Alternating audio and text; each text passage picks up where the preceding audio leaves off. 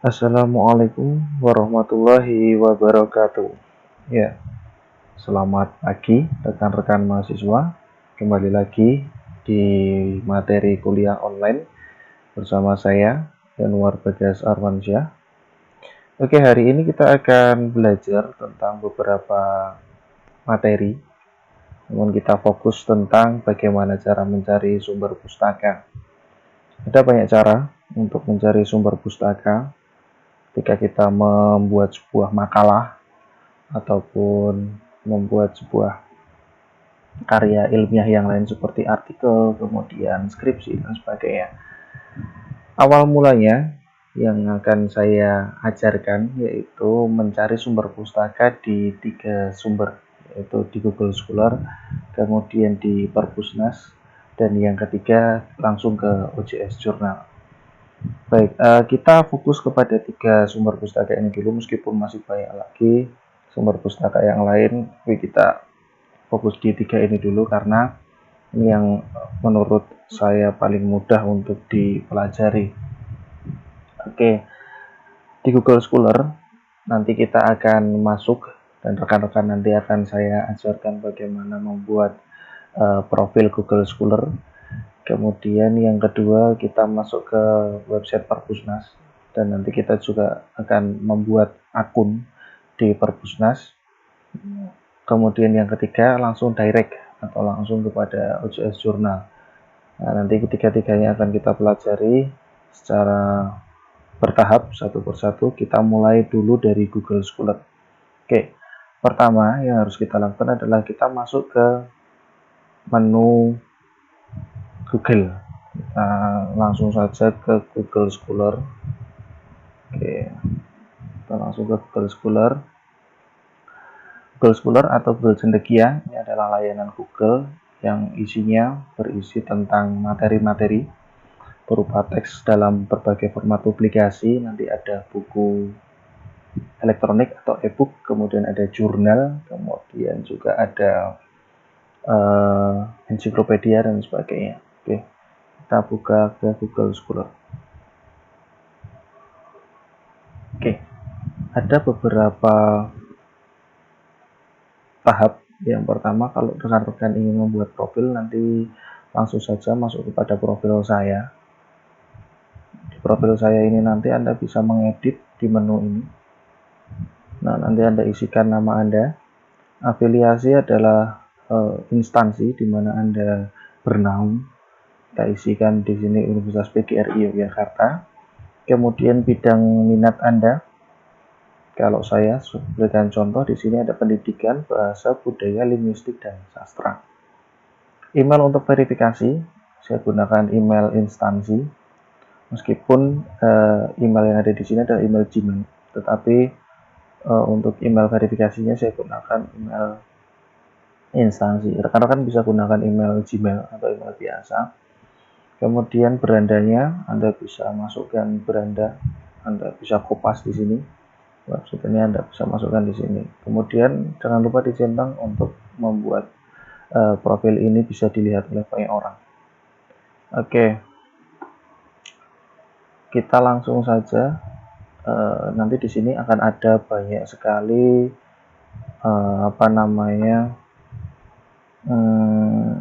kutipan yang bisa digunakan oleh rekan-rekan.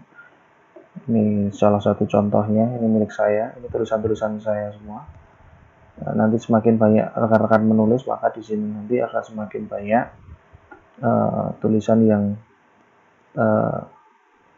terpajang di sini. Oke, ini membuat profil Google Scholar. Kita kembali ke fokus, yaitu mencari sumber pustaka melalui Google Scholar. Yang pertama, kita bisa langsung ketikkan kata kunci dari makalah atau artikel yang ingin rekan-rekan bahas. Katakan saya ingin membahas tentang jagung, maka kita bisa langsung ketik di sini jagung. Maka yang keluar kalau kita di Google biasa adalah, atau Google pada umumnya, yang keluar adalah gambar jagung, kemudian apa itu jagung. Tetapi kalau di Google Scholar itu yang keluar adalah e-book. Kemudian tentang seperti ini adalah jurnal dari Unut. Kemudian di sini juga ini adalah buku. Nah, ini perbedaan antara Google Scholar ya, Google Scholar dengan Google biasa atau Google pada umumnya. Di sini berisi tentang jurnal, kemudian buku atau karya-karya yang telah dipublikasi. Oke, misal rekan-rekan ingin mencari tentang pembelajaran bahasa, maka akan keluar banyak jurnal, buku seperti ini. Ini repositori UIN, maka biasanya kalau repositori seperti ini juga artikel ilmiah. Nah, ini bukunya ada bentuk PDF-nya. Rekan-rekan kalau ada PDF seperti ini, rekan-rekan bisa langsung download. Kemudian di sini ini jurnal, kita bisa buka di sini. Nah, ini cara download jurnal atau artikel di Google Scholar. Kita klik, nanti kita akan diarahkan ke OJS jurnalnya. Nah, Anda langsung bisa masuk ke full text. Sini ada PDF, pilihan PDF, Anda klik. Nah, setelah Anda klik PDF-nya, Anda langsung saja klik download this PDF. Nah, setelah itu Anda start download. Sudah selesai, kita buka PDF-nya, kita tunggu terlebih dahulu. Nah, nanti setelah kita buka PDF-nya, kita bisa baca, kita bisa isi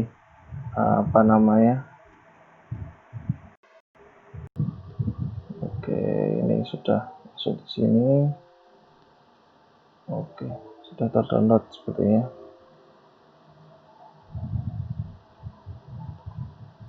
Nah, di sini. Oke. Ini kajian sosiolinguistik pemakaian bahasa mahasiswa asing dalam pembelajaran bahasa Indonesia. Oke. Nah, itu contohnya. Anda nanti bisa membaca di sini. Nanti saya akan contohkan bagaimana cara mengutip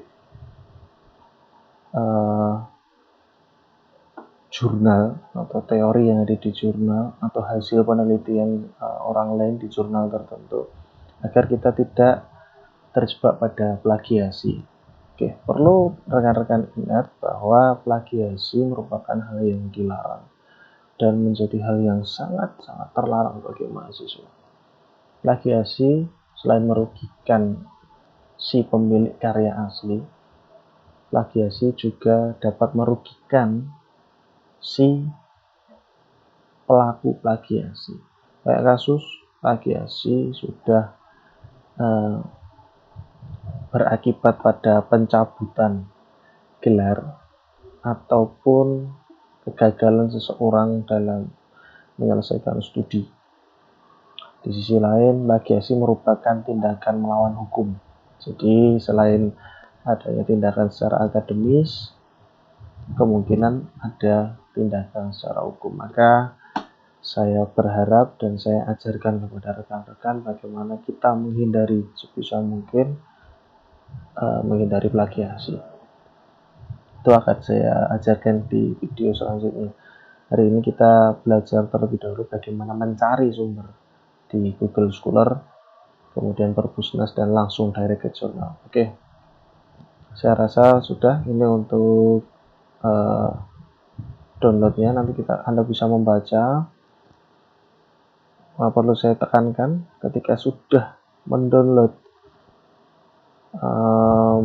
jurnal, jadi tidak sekedar di-download tetapi juga dibaca secara penuh.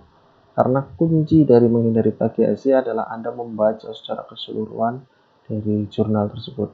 Kemudian Anda pahami, nanti baru Anda ungkapkan dengan bahasa Anda sendiri. Oke, akan saya ajarkan bagaimana mengutip, menulis kutipan, kemudian membuat daftar pustaka secara otomatis agar kita terhindar dari plagiasi. Oke, langsung saja kita masuk ke menu selanjutnya, yaitu tentang mencari atau membuat profil di Perpusnas. Oke. Mencari sumber pustaka di Perpusnas bisa kita mulai dengan membuat profil di Perpusnas terlebih dahulu. Perlu ada ketikan di sini Perpusnas. Setelah nanti muncul di menu Google, rekan-rekan bisa mencari menu pendaftaran Perpusnas. Nah, rekan-rekan masuk ke anggotaan. Di sini ada menu keanggotaan.perpusnas.go.id. Anda bisa masuk di sini. Oke. Kalau rekan-rekan belum punya username, rekan-rekan masuk ke menu daftar. Nah, oke, kita tunggu. Anda baca persyaratannya terlebih dahulu. Oke. Jangan malas membaca, Anda baca semuanya. Setelah Anda selesai membaca, Anda klik centang di sini, kemudian lanjutkan pendaftaran. Oke. Anda isi formulir pendaftaran anggota. Oke. Ada beberapa menu wajib, yaitu menu-menu yang diberi tanda bintang, seperti nomor identitas, kemudian password, nama lengkap, tempat tanggal lahir, dan sebagainya. Oke. Alamat sesuai identitas, kemudian alamat tinggal saat ini, kemudian untuk nomor HP, institusi, dan sebagainya, rekan-rekan bisa lewati karena di sini tidak wajib.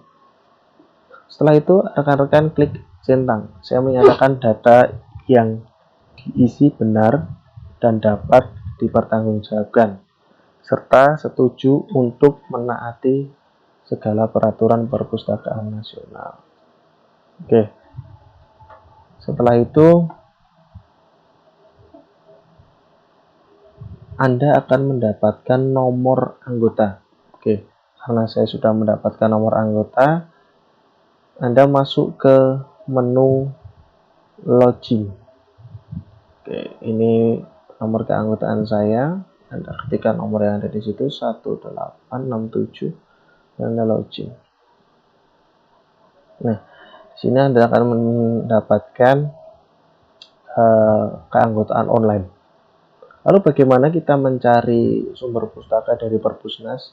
Perlu rekan-rekan ketahui bahwasanya Perpusnas atau Perpustakaan Nasional ini sudah berlangganan dengan banyak publisher, jurnal, ataupun buku di seluruh dunia. Kita harus memanfaatkan fasilitas yang telah disiapkan atau telah disediakan oleh Perpusnas ini sebaik mungkin dengan mengakses fasilitas-fasilitas yang telah disediakan secara gratis untuk kita.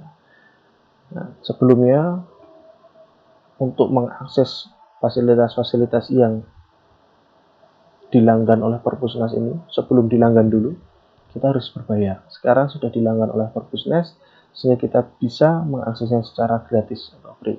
Maka dengan kegratisan ini, sebagai penikmat gratisan, kita manfaatkan sebaik mungkin, kita manfaatkan semaksimal mungkin untuk berkarya sebanyak-banyaknya. Oke, caranya kita masuk ke menu e-resource.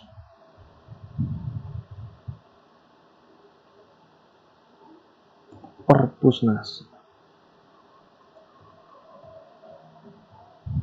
Nah, kita masuk ke menu e-resource Perpusnas. Kita masuk. Masuknya pakai apa? Pakai nomor anggota yang kita dapatkan dari login keanggotaan tadi. Oke, kita masuk. Lihat ke sini. Oke. Sebelum kita masuk, kita bisa back dulu. Kita bisa lihat jumlah kunjungan Perpusnas. Tahun 2013 itu sangat sedikit, rekan-rekan. 2013 itu hanya sekitar 1.500-an kunjungan dalam satu tahun. Nah, ini mengakibatkan publikasi kita itu pada tahun 2013 juga tidak setinggi pada saat ini. Kemudian pada tahun 2014 kita mengalami kenaikan drastis karena kesadaran masyarakat akan pentingnya sumber-sumber online. Tahun 2015 kembali meningkat hampir 2 kali lipat di 550.000. 2016 sangat tinggi, 2017 naik lagi, 2018 turun, 2019 turun, dan kita harap di tahun 2020 dengan adanya sistem pembelajaran online, kemudian kesadaran masyarakat akan pentingnya budaya literasi. Nah, kita berharap tahun 2020 kunjungannya jauh lebih tinggi daripada 2019 atau tahun-tahun sebelumnya. Oke, kita masuk lagi. Kita masuk. Oke, selamat datang. Nanti di sini akan Anda tulis nama Anda sesuai dengan apa yang Anda isikan di sana tadi di keanggotaan. Nah, ada Alexander Street Press, ada Alexander Street Video, Balai Pustaka, Braille Online, Britannica Library, dan sebagainya. Ini semua adalah publisher-publisher buku ataupun jurnal dan sumber pustaka lain yang bisa kita akses secara gratis. Sebelumnya ini semua berbayar. Perlu kita ketahui dan perlu kita pahami bahwa yang dulunya berbayar sudah digratiskan mosok kok ya juga belum mau mengakses. Oke, maka kita budayakan mencari sumber pustaka di Perpusnas. Oke, kita ketikkan kata kunci seperti kita mencari di Google Scholar tadi. Sama halnya ketika kita mencari di sana tadi, kita coba ketik katakanlah bahasa Indonesia. Kita search. Oke, Anda akan di redirect atau diantarkan ke halaman yang mengandung kata kunci bahasa Indonesia. Itu nanti ada banyak sekali list yang muncul. Nah, lihat di sini. Oke. Di sini akan terlihat yang pertama judul, kemudian penulis, pada volume berapa, pada jurnal apa. Karena di sini tertulis akademik jurnal, maka di sini ada jurnal akademik. Ini ada Universitas PGRI Madiun, bahasanya Indonesia. Kemudian database-nya di DOAJ atau Directory Open Access Journal. Nah, di sini di jurnal Premier Educandum oleh Fauza Masudi, Randy Nugraha Fasandi, dan Martin Pustati, berjudul Integrasi Nilai Islam dalam Pembelajaran Bahasa Indonesia di Sekolah Dasar Islam Terpadu Askia Padang. Oke, perlu rekan-rekan pahami bahwa di sini tertulis Universitas PGRI Madiun tahun 2020, belum tentu bahwa si penulis ini berasal dari Universitas PGRI Madiun. Tapi yang di sini tertulis adalah jurnal Premier Educandum ini milik Universitas PGRI Madiun. Oke, kita bisa buka langsung di sini. Kita klik saja pada judulnya. Kita akan diarahkan kepada informasi secara detail. Nah, di sini ada integrasi nilai Islam dalam bahasa Indonesia, Sekolah Dasar Islam SDIT Askia Padang, volume 10, isu 1 atau nomor 1, halaman 81 sampai halaman 81 sampai 93 tahun 2020. Publishernya Universitas PGRI Madiun. Nah, kemudian kita cek sampai ke bawah. Oke, ini nomor DOAJ-nya. Lalu bagaimana Pak kita menuju ke jurnal ya, atau bagaimana kita mendownload ini? Kita buka saja link pada DOAJ. Kita klik. Nah, kemudian akan muncul seperti ini. Ini data di DOAJ-nya atau Directory Apel Jurnal. Kita klik di full text. Kita klik di full text. Kita akan langsung ditujukan pada halaman di mana tulisan ini tersedia. Nah, di Jurnal Pendidikan Dasar Edukandum, Pendidikan Dasar dan Pembelajaran milik Universitas PGRI Madiun. Kita scroll ke bawah. Oke. Kita lihat di sini ada full text PDF, maka kita bisa klik di sini. Kita download list PDF. Nah, oke, kita start download. Kita open, kita buka. Kita cek apakah sama seperti apa yang ditampilkan di sini.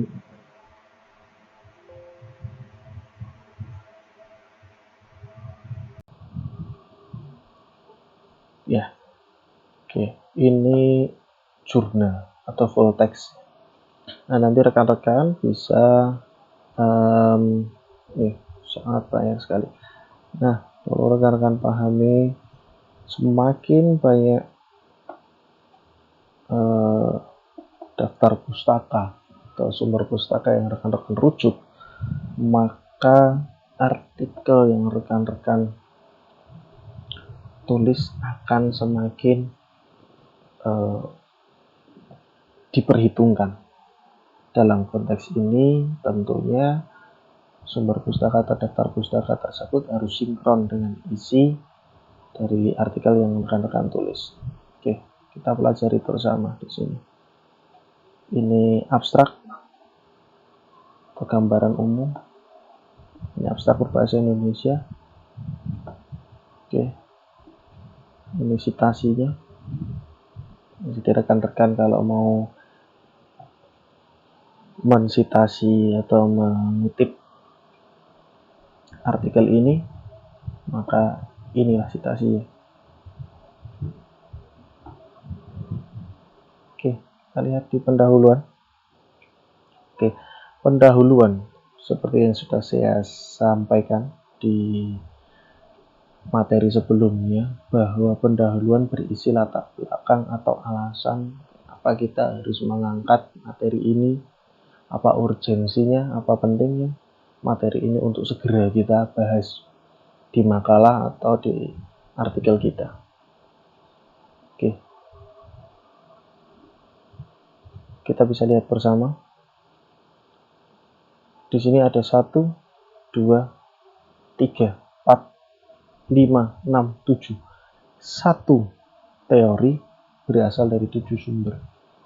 Dalam hal ini, kenapa bisa 7? Apakah Pak kok sama semua? Kok ada 7? Apakah materinya sama semua? Apakah teorinya sama persis semua? Tentu tidak. Maka yang saya sampaikan tadi, ketika kita ingin mengutip suatu teori, kita harus baca artikel tersebut secara keseluruhan, sehingga kita bisa memahami apa teori yang dimunculkan dari artikel-artikel yang rekan-rekan baca, sehingga rekan-rekan bisa simpulkan Adi Pratama, Asnawi, Kadir dan Asyura, Mukhlasin dan Wibowo, Munjiat, Rosalia dan Santoso ini memiliki pemahaman yang sama tentang hal ini. Kemudian rekan-rekan tulis sesuai dengan bahasa rekan-rekan sendiri.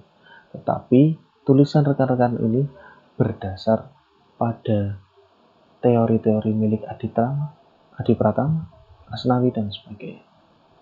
Maka teori-teori ini tadi rekan-rekan kumpulkan atau rekan-rekan baca, kemudian rekan-rekan simpulkan menjadi satu teori seperti ini. Inilah cara mengutip agar terhindar dari plagiasi. Jadi tidak copy paste. Kalau copy paste kita nanti otomatis akan terjadi sebagai plagiasi. Dengan model seperti ini kita terhindar dari kebiasaan copy paste dan plagiasi. Nanti saya juga akan tunjukkan di video berikutnya lagi tentang bagaimana saya bisa mendeteksi apakah rekan-rekan ini melakukan plagiasi atau tidak. Ini saya akan kasih tahu, saya akan perlihatkan kepada rekan-rekan bagaimana saya mendeteksi semuanya dengan alat tentunya, karena saya bukan dukun. Nanti ada alatnya, ada websitenya yang sudah dilanggan oleh UPY. Mahal UPY untuk melanggan website tersebut, tapi website tersebut memang sangat vital keberadaannya demi menjaga originalitas atau originalitas, keaslian dari karya rekan-rekan. Oke, dengan demikian dalam pembelajaran tematik dan sebagainya dapat diartikan bla bla bla bla bla. Nah, ini adalah latar belakang berisi teori yang pertama. Untuk mendukung apa? Mendukung suatu pendapat dari penulis. Pendapatnya di sini kita bisa lihat. Tentunya keterpaduan pengembangan materi dalam pendekatan ini perlu memperhatikan. Nah, kata perlu di sini menunjukkan ini adalah suatu pendapat dari si penulis. Perlu atau tidak, kemudian di sini ada istilah mesti atau harus. Siapa yang mengharuskan? Siapa yang mengatakan ini perlu? Maka harus dikuatkan dengan teori di sini. Dikuatkan dengan pentingnya teori tambahan di sini. Di sini teori tambahan, di sini juga. Jadi pendapatnya di sini. Anda boleh berpendapat di dalam latar belakang, tetapi pendapat Anda harus disertai dengan teori-teori. Begitu. Kemudian ini ada kembali teori hal yang sama. Maka perlu rekan-rekan ingat bahwa di dalam latar belakang juga diperlukan teori dan data untuk menguatkan alasan rekan-rekan mengangkat materi tersebut atau menganggap bahwa materi tersebut urgent, segera perlu untuk dibahas. Ini ada metode, ada hasil. Nah, yang terakhir ini ada pembahasan, kemudian yang terakhir ada simpulan. Oke, ini daftar pustaka. Di sini terdapat 30 daftar pustaka. Apa yang tertulis di sini di daftar pustaka adalah apa yang dikutip di artikel ini. Jadi rekan-rekan tidak diperkenankan untuk menulis daftar pustaka mentang-mentang saya tadi bilang harus banyak, kemudian daftar pustaka dari mana saja dimasukkan. Padahal tidak ada di kutipan, tidak ada di artikel rekan-rekan, tidak ada sangkut pautnya dengan artikel rekan-rekan. Nah, ini yang juga dilarang. Nah, kita dalam menulis karya ilmiah pun kita harus mengedepankan prinsip kejujuran. Oke, ini mencari sumber pustaka dari Perpusnas. Oke, kita sudah 2 sumber. Nanti rekan-rekan bisa cari dengan kata kunci yang lain. Di sini cukup keyword saja. Atau boleh kalau rekan-rekan tahu title-nya atau autornya silakan, tapi lebih mudah pakai keyword. Silakan nanti rekan-rekan bisa ketik sesuai dengan materi atau bab yang rekan-rekan ingin bahas. Selanjutnya langsung direct ke jurnal. Nah, materi kita tadi langsung ke UJS jurnal. Maka dalam hal ini rekan-rekan harus memahami nama jurnal yang ingin rekan-rekan tuju atau rekan-rekan cari. Sebagai contoh, saya akan bukakan jurnal milik program studi PPSI, yaitu jurnal Skripta. Oke, kita masuk jurnal Skripta. Oke, akan muncul jurnal Skripta. Nah, caranya kita buka di jurnal Skripta. Nanti akan muncul menu beranda, kemudian tentang jurnal tersebut, login, daftar. Nah, rekan-rekan bisa login atau daftar di jurnal yang ingin rekan-rekan tuju.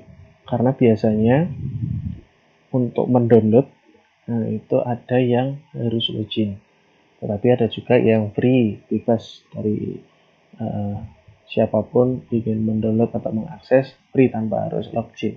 Tapi login pun rekan-rekan tidak akan merugi, karena suatu ketika jika rekan-rekan ingin publikasi, rekan-rekan bisa menggunakan akun di jurnal tersebut. Oke, untuk mencari di mana ada jurnalnya atau di mana ada artikelnya, Anda masuk ke arsip. Nah, arsip, atau kalau jurnalnya di sini biasanya menunya berbahasa Inggris, biasanya archive. Di sini arsip sama. Oke. Nah, ada beberapa volume. Nah, di sini misal ada 2 volume, kita bisa contohkan, kita buka di volume 5 nomor 2. Kita buka. Oke. Di sini ada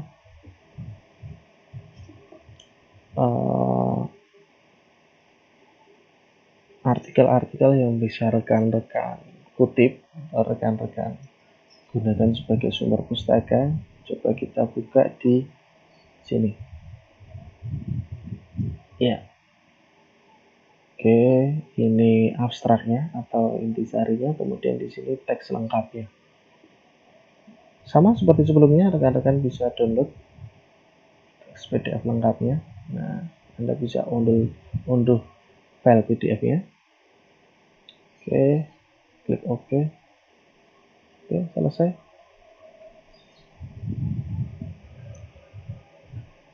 Anda bisa buka sama ini CS-nya.